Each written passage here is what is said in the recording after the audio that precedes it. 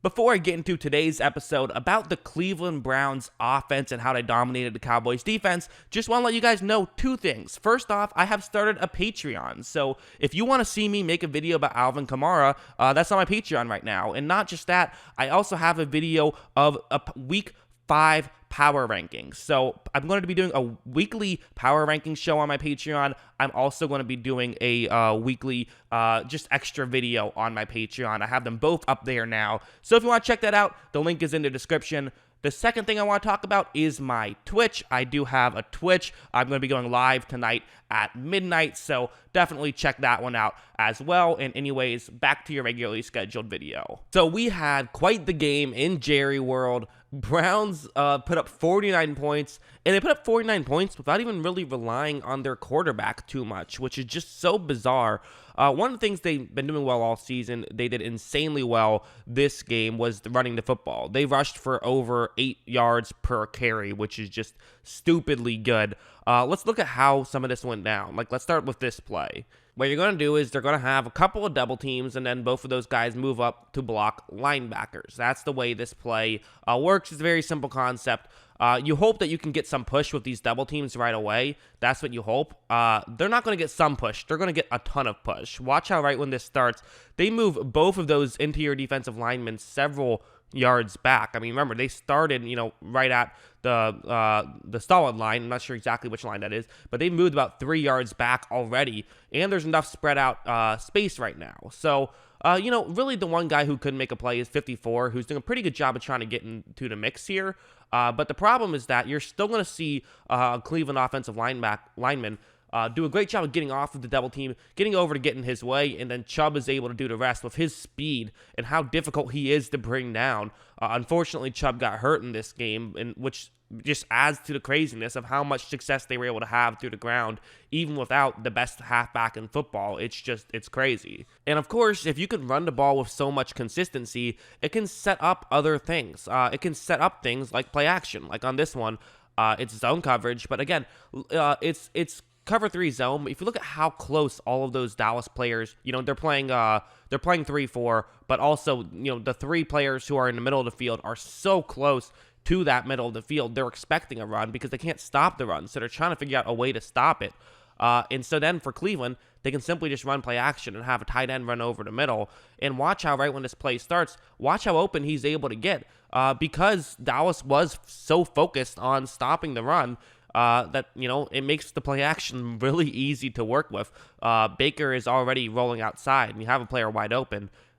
Baker's easily able to make this throw, and they're easily able to pick up a first down. This wasn't the craziest play, but again, it's the kind of thing where if your running game can work the way it worked for Cleveland, it's nearly impossible to stop for Dallas. I mean, it's very, very difficult because even if you sell out to stop the run, well, then it's incredibly easy to, make plays through the passing game. And listen, I've had my problems with Baker Mayfield in the past, but if you're selling out to stop the run, he can throw on you. There's no doubt about it. But also, Baker Mayfield was not the only guy who was able to throw on the Dallas Cowboys.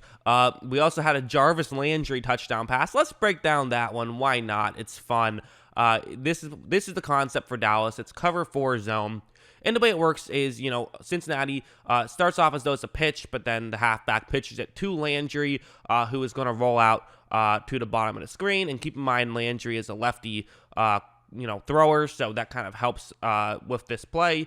For Beckham, he's going to fake as though he's running over the middle, but then try and get to the outside. And the reason why that fake over the middle is so important is because, take a look at what happens. Right when this play starts, you notice that, really look at the middle of the field and look at the Dallas player who I have circled in black right there in the middle of the field, because he's looking over at at Landry. He sees the end around, and so he's thinking okay, I got to go over and I have to, not allow him to just run and pick up 33 yards, which does make sense. But now because of that, if you look over to the left side of the screen where Odell is getting open, the reason why he is getting open is because now no one's covering that bottom section of the field. A Dallas player notices this and is trying to get over there, but he has to desperately try to get over there because that's not where he was expecting to have to cover. And then, of course, this is just also going to be just a really good throw. I mean, that's also part of it, too. If that was a bad throw, it could have been an interception, or, it would have been incomplete. But it was a good throw. So, just a very fun trickery play. Those things are always fun. It's smart too. If you see that it can work in type of coverage, do it. Don't be afraid to do some trickery, because there's a reason why these plays seem to work so often, because when coaches see it, they notice that it would work against a certain defense. So very fun, but also very effective. We have to talk about Odell Beckham Jr. for a second. He had a great day. That guy's gotten a lot of criticism over the course of his career. Some deserved, some undeserved. But he was able to have a very good day in Cleveland. Maybe his best game as a Cleveland Brown. I think almost definitely his best day as a Cleveland Brown. He was electric. And this was my favorite play. It was just a 4-yard touchdown, but it was fantastic, where it's play action. Beckham runs a slant route.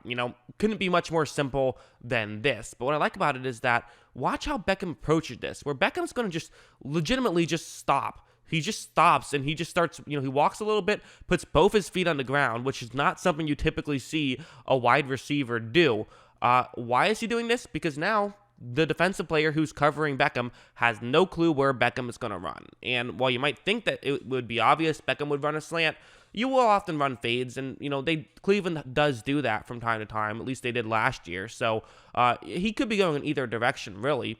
And also, the reason the play action is so effective is the linebackers are out of position, meaning that the slant route is now open up as the middle of the field is open up, since the linebackers have moved in a lot. But also, the main thing I like about this is going to be Beckham's explosiveness. When Beckham was in his prime, he was the most explosive player in football. And guess what? Beckham's still in his prime. Watch how he's able to just, from a complete standstill, go from there to just full speed, gets wide open. I mean, that's just insane. And that's why, he was an elite player in New York, and he looked like an elite player yesterday. He really did. Just an incredible play from him. I want to talk one more play. This was the end of the game situation. You can't see because the scoreboard says it's just showing the total yards this quarter, which also, that's crazy that Cleveland only had 20 yards in the fourth quarter up until this play. They definitely stalled a little bit. Baker missed the throw, but they more than made up for it on this play. Just to set the stage, there's 3.5 minutes left. Cleveland is up by 3, and Dallas only has 1 timeout left. So if Cleveland gets a first down, they probably win. If they get a first down after running another play, then they almost definitely win. So, that's what you're looking at here. But Cleveland, they have an idea for what they want to do. Also worth mentioning, yes, I'm showing the broadcast footage. For whatever reason, this play wasn't on to All 22. There was sort of a screw up, which, listen, All 22 usually isn't even out on Mondays, so I can't complain too much. But yeah, so that's why I'm showing the broadcast footage. But it'll show everything I need. So first thing you notice is that there is a lot to unpack here, right? There is a lot of craziness going on. Basically, what's going to happen is that Baker is going to fake a handoff to his halfback, then he's going to pitch it back to Beckham, who runs to the top of the screen. You then have a couple of tight ends who are going to run over and try to secure the edge on the top of the screen, but there's one key thing that Cleveland is doing here. They are leaving an edge guy completely unblocked on this play, where he's going to run in. That's the black arrow running to the right of the screen. He's going to run in, and he's going to try and make a play on Beckham. If he succeeds at doing this, this is going to be like a 5-6 yard loss, which is almost guaranteed to give Dallas the ball back with about 2 minutes left, only needing a field goal to tie the game. And so once this play starts, you notice this is pretty close, right? I mean, really, that Dallas player, he has an opportunity. In hindsight, you could say, hey, he's got to just make sure he forces Beckham back over the middle of the field, if nothing else. But at the same time, if he just reaches out and is able to make this tackle, this is going to be a huge loss. Could be a 10-yard loss. But Beckham has the speed. He's able to get around him. And at this point, this gives Cleveland plenty of time to run over and make their blocks. And Beckham's able to get all the way into the end zone for a touchdown. It's plays like that, just incredible plays. I thought that, it was very fun to watch. Stefanski was very good. It felt like a college football game. It really did. It felt like a college football game where just neither defense could stop either offense, really. I mean, there is some concern to have about Cleveland's defense, but their offense looked great. I know it was just the Dallas defense. I know the Dallas defense isn't perfect. But, listen, 49 points is 49 points. One of those came because they screwed up the extra point, but then still somehow got a 2-point conversion out of it. But nevertheless, really good game. And it's got to feel good to be a Cleveland Browns fan. You're 3-1. Things are looking good. We'll see what they can continue to do. Should be fun, though. What do you guys think of the Cleveland Browns? Let me know in the comments below. Always love hearing from you. And, of course, as always, Thanks for watching.